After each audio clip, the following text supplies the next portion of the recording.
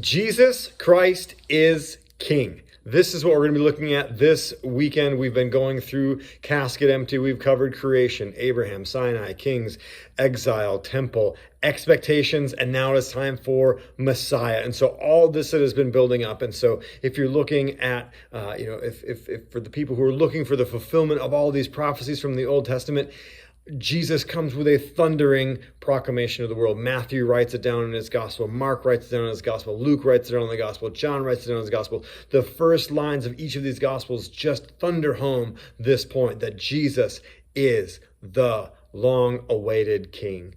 And not only did he rule then, he has ruled from the very beginning, he rules now, and he will rule eternally. And the question is, how are we going to respond to this? What does this mean for us? What does this cost us?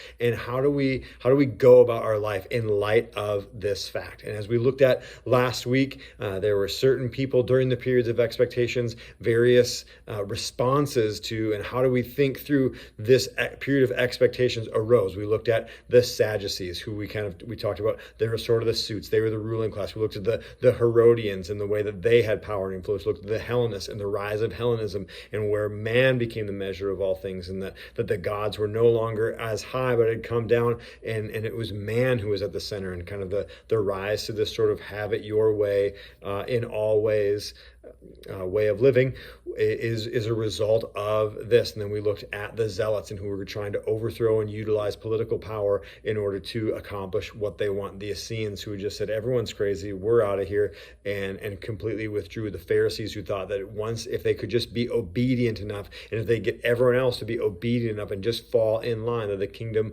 would come. And Jesus comes with a crushing blow to all of these different worldviews and says, the kingdom is here and I am the King.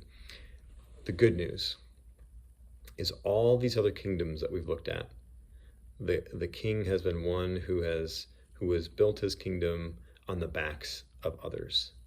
We've called this the kingdom of empire.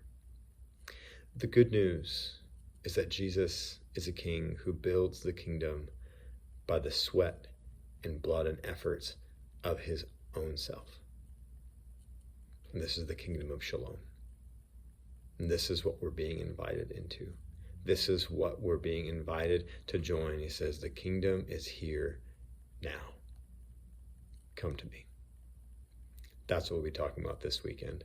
And so, Lord, we're so thankful for this. We acknowledge that you rule and you reign. So would you help us come under your lordship in every area of our lives? Amen. All right, we'll see you Sunday, 824 Laurel Street, 10 o'clock, or online at YouTube Live.